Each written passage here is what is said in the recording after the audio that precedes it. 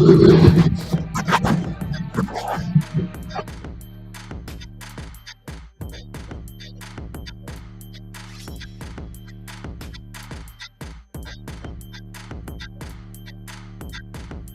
I'm just testing the system.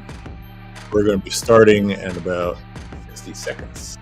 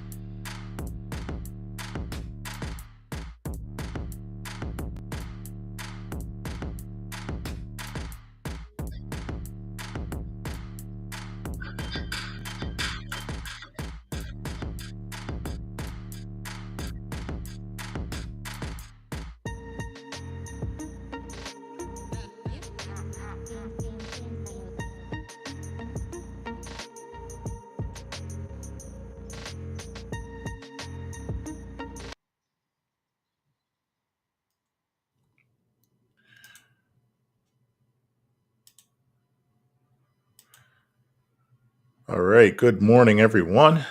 Welcome to Boss Moves Wealth Management Edition. On Thursdays, I cover topics on wealth management and financial planning. So that is what's happening today.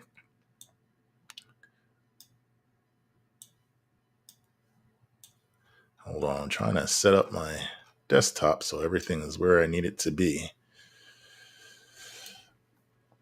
And today's topic, generational wealth. Does the apple fall far from the tree?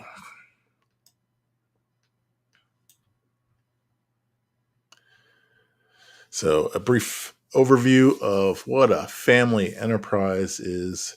A family enterprise refers to a business that is owned and managed by multiple members of the same family.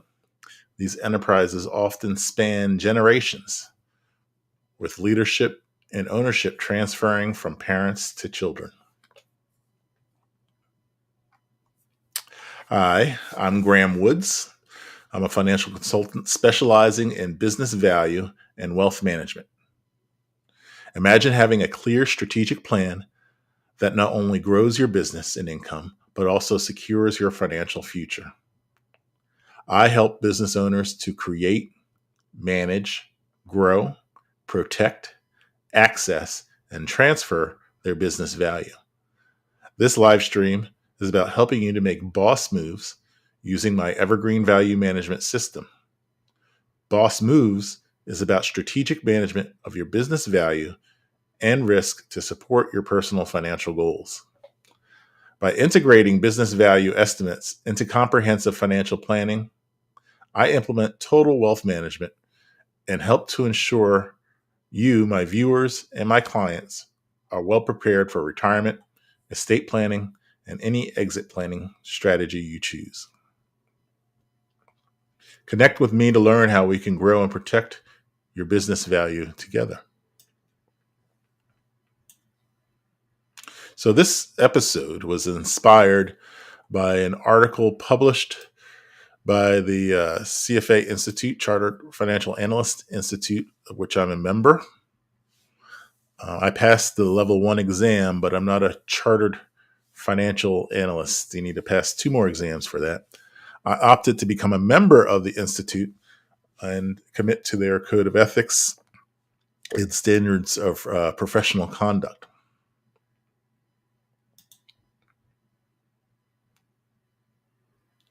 I'm going to open up this window. The article is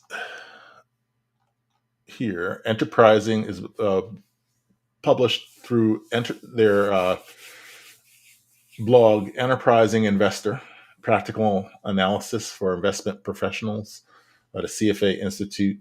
And you can find their this article. Let me give you the webpage if you want to go and take a look.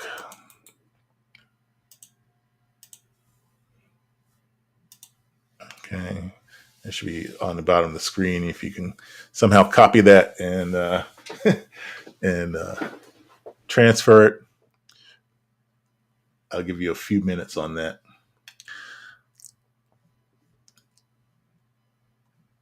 Or not a few minutes, but you can pause it later if you want to see it later. So, generational wealth. Does the apple fall far from the tree? And I'm not going to read this whole article to you. Um, they have some questions. Will the son of a billionaire perpetuate his inherited wealth? Apparently not, if history is any guide. In fact, there is strong evidence that most, quote, rich families will be poorer after several generations. And then here they have this graphic that shows the 10 richest people in the world between 2013 and 2023. And it shows who's in 2013 in red, the people that fell out of that top 10 ranking. And in 2023, people that entered the ranking. And then in black, it's all the people that just stayed in the ranking. So looking at how individuals and families drop out of levels of wealth, it's not entirely accurate, because I think it's not just losing wealth for some of these people. Some of these people, like Elon Musk, just grew their wealth into that ranking. So some people may not have really changed much. It's just other people jumped on the list. But they write, as Figure 1 illustrates, 6 of the 10 richest people in the world were quote, created in 10 years. Created, they quoted it because, the saying, I was a overnight success over 20 years. Well, that's they didn't just show up. All of these were all men, which is notable. And that's why the article, they use the term patriarch throughout this blog. It's notable to me because women entrepreneurs, women-owned businesses are some of the most successful businesses, but they have limited access to capital and support. So this is a statement showing that women need more support, because there should be more women on this list.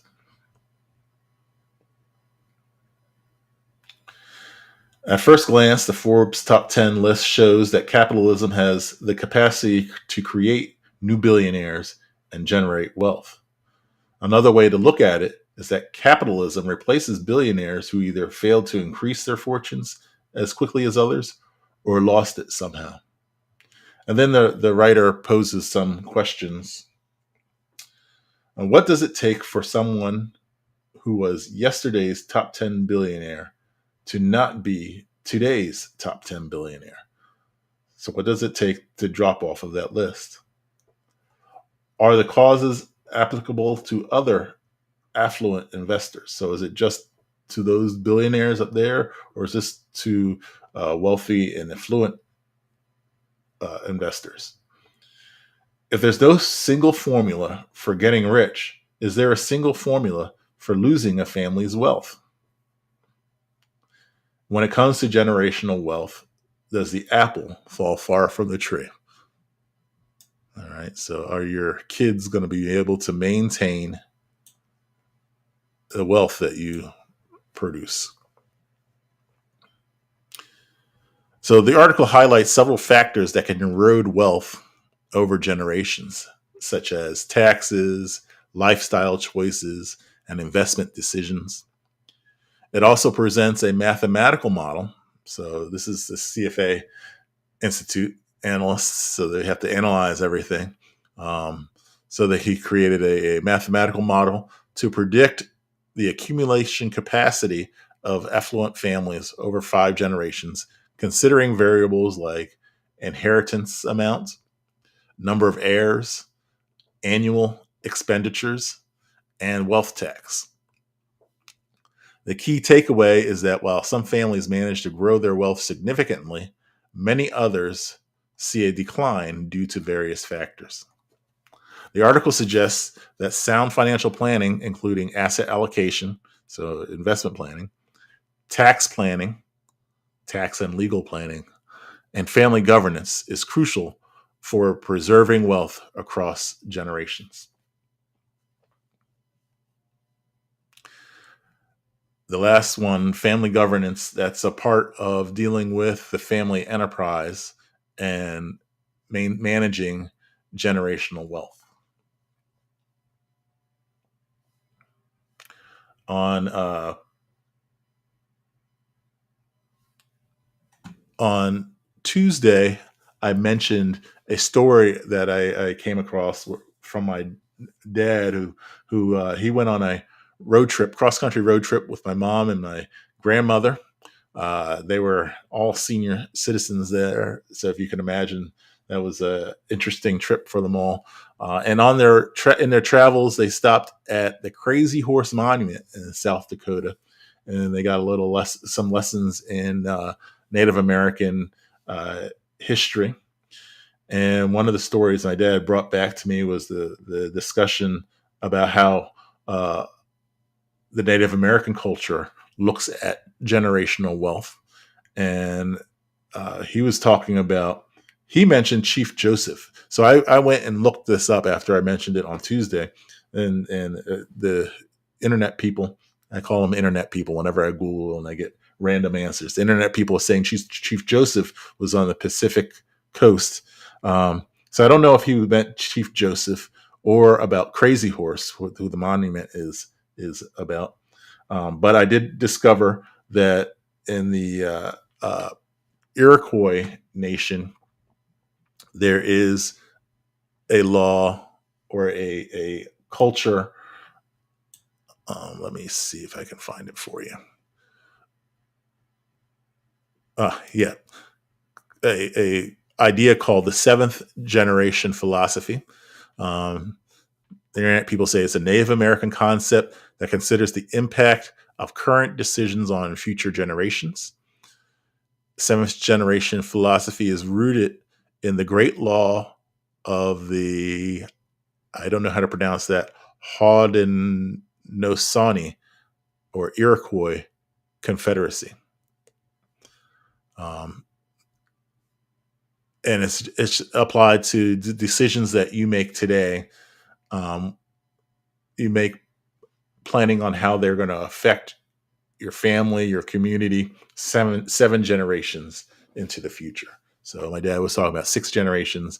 This philosophy is about 7 generations, and this is a good way of thinking about, hey, family enterprise and generational wealth should be managed multiple generations down the line. The article mentions 5 generations, that the family wealth doesn't last as long as 5 generations in today's culture, U.S. American culture. So that's something that to consider for those of you that are concerned about family that far out. So the importance of generational wealth, from the perspective of a founder, generational wealth holds significant importance for several reasons. Legacy and continuity. So founders often view their businesses as legacies that they can provide long-term benefits to their families, to their children, their grandchildren. Planning, generational wealth planning ensures that the hard work and success of the founder can be passed down, maintaining the continuity of the business and its values and the founder's values. Financial security. Generational wealth provides financial security for future generations, allowing them to pursue education, start new ventures, or weather economic challenges without the immediate pressure of financial instability. So parents always dream that, especially parents that come from modest means, dream that their children will live a better, more comfortable life than them. So generational wealth planning will help you with that goal. Empowerment opportunities. By building, preserving generational wealth, founders can empower their descendants with opportunities that might not have been available otherwise. This includes access to better education, investment opportunities, and the ability to take calculated risks. And breaking cycle of poverty. It has the potential to break the cycle of poverty within the family by providing a stable financial foundation. Instilling values and responsibility, passing wealth also involves instilling values and a sense of responsibility in future generations. So yesterday I was heading home after a board meeting. I volunteer on a nonprofit board, and I was thinking about today's subject and how I'm on this board because this is something I've seen my dad do all the time, and my mom always volunteered for nonprofit boards to support the community and to help people. And I realized that generational wealth isn't always about money and finances, but sometimes this is about passing down family values and knowledge and skills. And I thought about it. I'm like, is this something that my parents passed to me as a part of the family enterprise, generational wealth?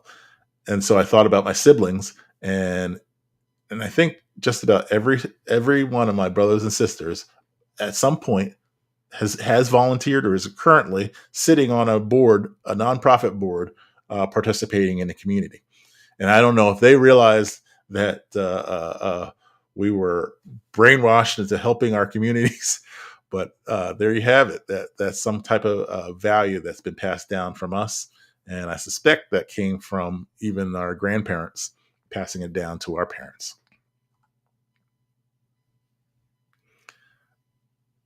So that's interesting. So understanding the family enterprise, and I'm not going to go into details about this because we don't have a lot of time. But some key characteristics include the establishment of governance structures. Family governance ensures that family interests align with the goals of the business, and often with family members serving on the board. So I'm an advisor that I work exclusively with business owners, founders, CEOs, and their families. So this topic is really about the family enterprise and how the family relates to the business, which is the largest asset in the family and has a history of supporting the family overall. Another characteristic is ownership and succession plans. Ownership is typically transferred within the family, making succession planning a central concern in the family enterprise. And then cultural and operational values. So emphasis on family values and traditions with a focus on long-term sustainability over short-term gains. And you know what? I think it was on purpose that my parents put this tendency to volunteer into my level of values, because I was just talking to someone yesterday, and I mentioned that I like for my kids, my girls, to see me volunteering and supporting the community. It's a good example for them going forward. Benefits and challenges. So succession issues. One of them is, are you transferring a valuable business? So a lot of people, if they don't manage the business well, and or discover that the children don't know how to manage the business, then they're really transferring a burden to their heirs rather than something of value that can support the family. Family conflicts, and that involves a lot of elements: lack of professionalism, so putting family members in positions even though they don't have the training or experience; resistance to change. Some of the older family enterprises, a lot of times people always say, "This is the way we've always done it. Why do we have to look at it a different way?" Which closes the opportunity for innovation and growth. And then balancing the family and business interests. So sometimes business decisions aren't necessarily the best options for the family, whereas family decisions aren't necessarily the best options for the business. So you have to have a balance if you want both groups to continue on. Estate equalization is a problem. So you may have, so I have three children, and I don't know what their interests are today. So I'm not saying that any of them are going to be interested in running my business down the line. But what if there is one that she becomes a businesswoman and the other two have no interest whatsoever? One plays the guitar, and maybe the one plays the drums, and maybe the baby, she's 1 years old, she turns out to be interested in business. Well, if I pass down this estate, I want to make sure that I pass down something that's of equal value to all three, so none of them feel left out of the situation. So there's strategies to help with estate equalization. Open communication. These are ways to manage these challenges is through open communication, professional development, clear governance structures, and succession planning. When I say professional development, right now it's I have they're young children, so my three. So we're really talking about family values and learning about the value of learning about money and hard work and how money is earned, the value of money, and strategy. I teach the two oldest already know how to play chess. My middle one, she's a chess shark, I guess you could call it. She's scary. So if you want to lose to a 6 year old, you can play her in chess. But these are early development, and then as they grow and go through school, uh, we can talk about other things. I talk to them about. We play Monopoly sometimes, so that helps us have discussions about how money works and banking and all these other things. So governance and family dynamics. So the article mentioned that the lack of strong governance structures are what lead to family wealth falling, and those 10 families falling off of that list. Family governance refers to the structures and processes that families use to manage their business and personal affairs. It helps ensure that family members are aligned on their vision, value, and goals, and they can make decisions effectively and transparently. So, growing up, my dad was an entrepreneur just like me. And I remember having family meetings and discussing the business. And as we each turned 18, we were all became members of the board of the business, and that gave him the opportunity to teach us about business and finance. And that's how all of us were brought up, me and my siblings. So benefits for family governance is clarity and alignment, the ability for conflict resolution, and the sustainability and continuity of the family enterprise, and then increased trust and transparency.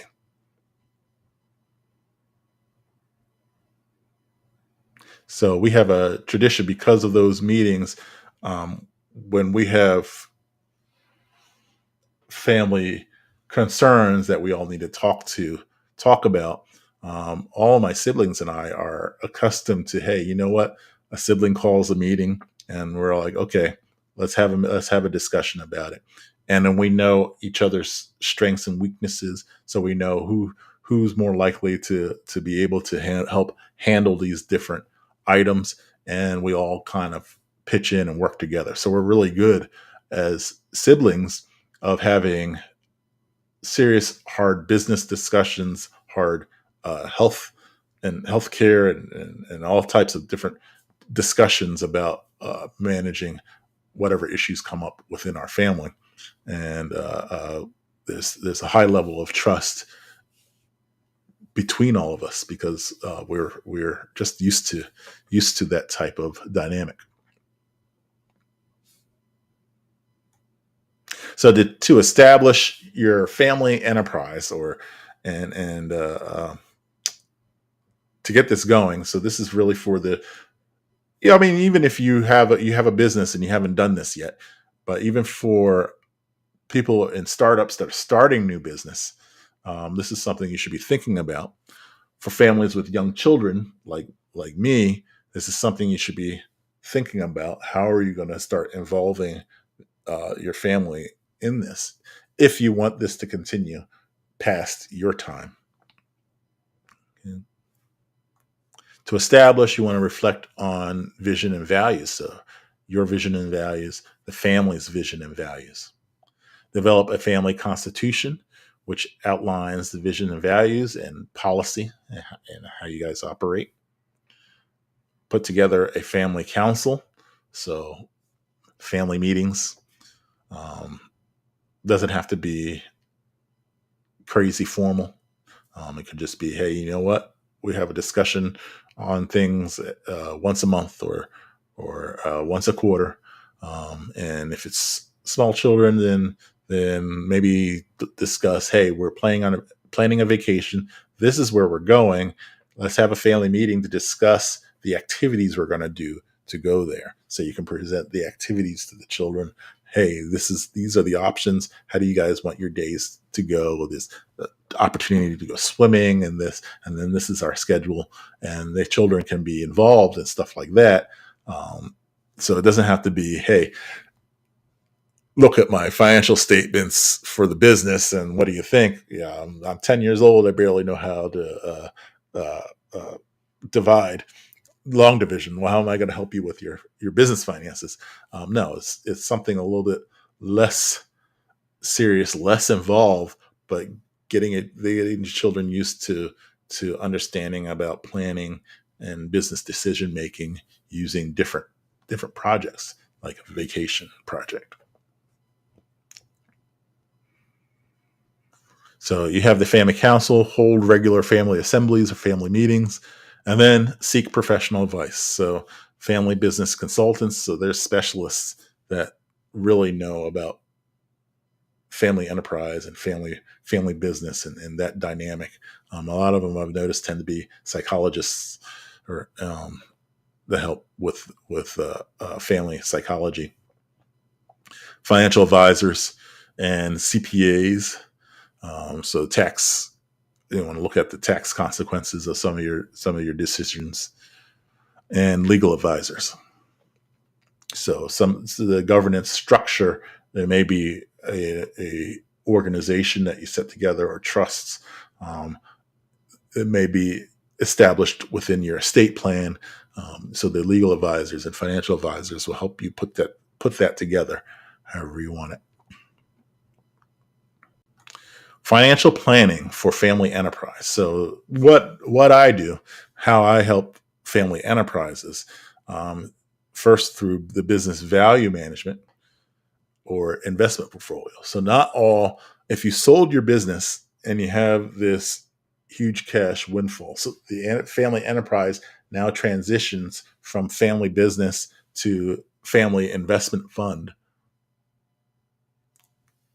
And so you still have this asset, this investment fund that's supporting the family, and it still needs uh, financial planning to plan for the future. Um, so business value management, investment portfolio management managing the value, managing returns that suit your goals for this asset, and managing risk. If it's a business, we're going to talk about business continuation, continuity, and exit planning. I always add continuity because we also want to deal with risk management. If you operate a business, if you were operating in Florida this past year during the hurricanes and you had business interruption because of the hurricane, what is your plan to keep operating and to support your customers or clients? And then comprehensive financial planning. And I tend to focus because I'm looking at the business on the retirement and estate planning. So family enterprise and generational wealth is really estate planning. And if you think about it, before end of life.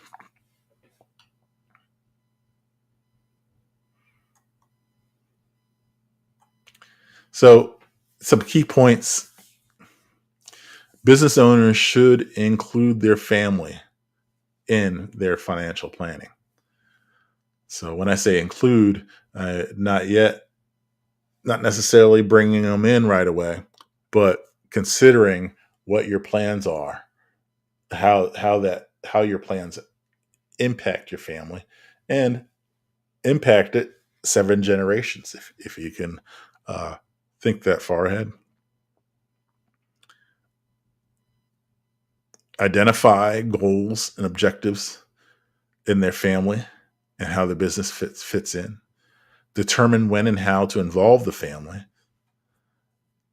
And a significant number of business transfers and transactions fail due to the lack of sufficient planning. So business fails, transactions, merger, selling the business, or other types of transactions fail because there's a lack of family planning. So your family, whether you like it or not, has a say, and it could be, how are you going to pay for things that your family needs to do? Are you sending your kids to college or trade school, or are they? How's that getting paid for? And the family enterprise could fail. So the business could fail, and the family enterprise could fail. And generational wealth is not just about money and finances. Even though I'm a finance guy, it's about, several times I mentioned, it's about values, but it's about transferring knowledge and skills and experience. So my dad's business was never 100% out of the park, hit out of the park win for the family. But the experience that we got from what he was doing, that was what was transferred to all of his children. And we use those skills and those values to this day.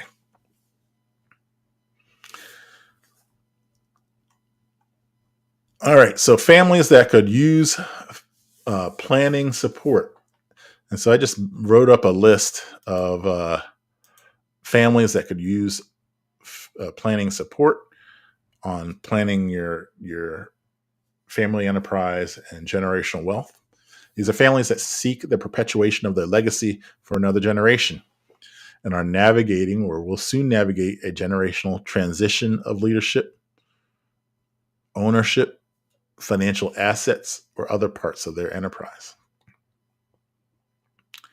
Families that seek to formalize and professionalize the business, board, family office, philanthropic foundation, ownership group, or family.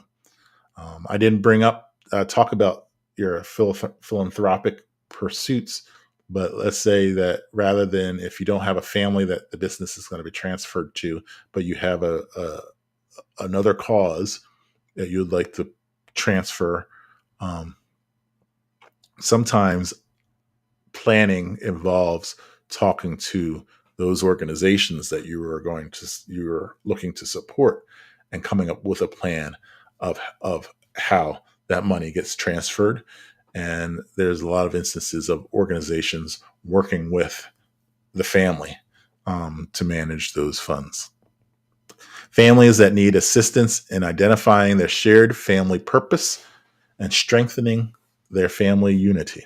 So if you're talking to counselors about family governance, family enterprise, and the family dynamics, this is a good way.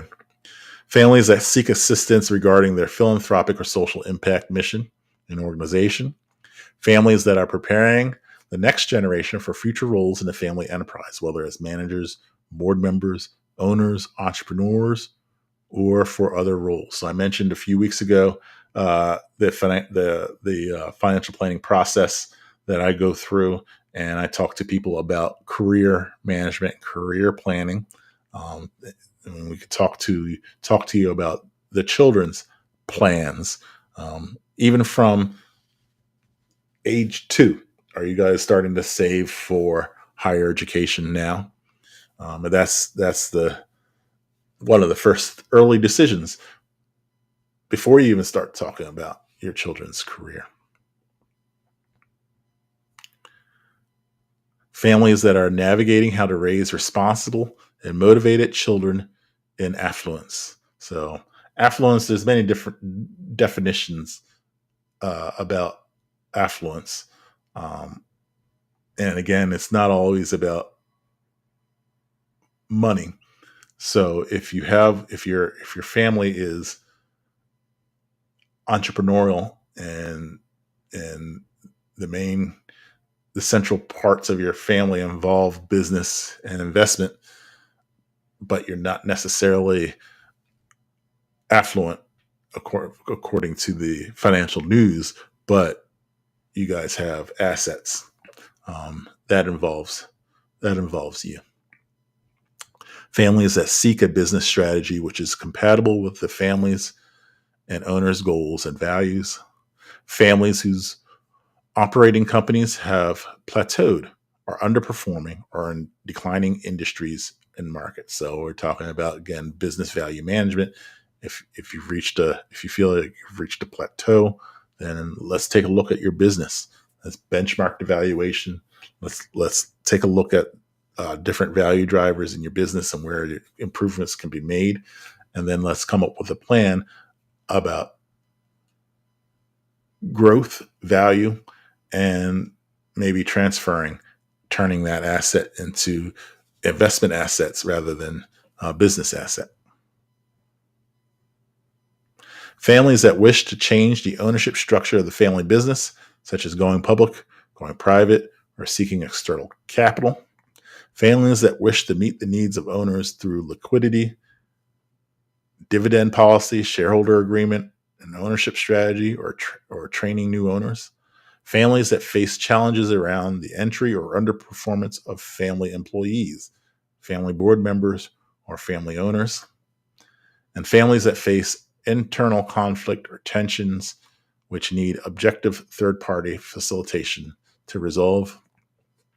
Families that are unsure whether to remain together in business and are considering a buyout of relatives or sale of family business. Families that could have sold their operating company and are navigating a new identity, redefined goals, and a wealth management strategy. So I remember the change of the family enterprise from something that's centered on a business to centered on a fund. Families that seek to improve the effectiveness of any aspect of their family enterprise, such as their asset growth, talent, unity, governance, leadership, management, ownership, philanthropic activities, or a family office. And families that seek to learn the ingredients of long-term family and family enterprise success, to measure how they are performing today and learn how to position themselves for the future. So one of my dad's favorite biblical quotes is, "As a man thinketh, so is he." And then one of the most common planning uh, or business statements that people say is, if you think you can, you think you can't, you're right. Um, and they all follow a similar trend. You start you start these plans now, and you start acting as if you've already gotten there. You've already had success. One of my sales managers, when I worked at Mutual of Omaha, used to tell everyone to fake it till you make it. Basically, he was repeating, as a man thinketh, so is he. My dad always told me that as a kid, his parents sent him to school. He always wore a white shirt, a pressed white shirt, and a tie because they wanted him to look and act like he was professional from childhood. And he said he always got in a lot of fist fights as a kid because of that, but it changed the way he saw himself, and that made him uh, turn into the success he became. So when you're talking about family enterprise and generational wealth, if you're a startup or a small business and you're not quite there yet, you don't feel like you're Warren Buffett or Elon Musk. Um, you're far from that, but you should still start thinking about, hey, you know what? What's my family enterprise going to look like? I have a business. I have a business idea. I need to start thinking about the family enterprise and generational wealth so that when this business idea is a success, the family will know what to do next. Um, a lot of times in my planning, I call my file on my desktop the family office file, the Woods family office. So family offices are usually for families with $100 million in assets, uh, blah blah blah. I don't have that, but I'm building the family enterprise. I have my family office. These are the things that I do when I'm focused on planning for the family and in the family office. So these are things that you should be looking at, regardless of how big or small you are, and uh, these will help you make some boss moves with your business and your family enterprise. Thank you for joining me. I will put an announcement out later on about the next upcoming episode. Tuesdays we do business planning. Thursdays we do financial planning. Thank you again for joining me on Boss Moves, and I will see you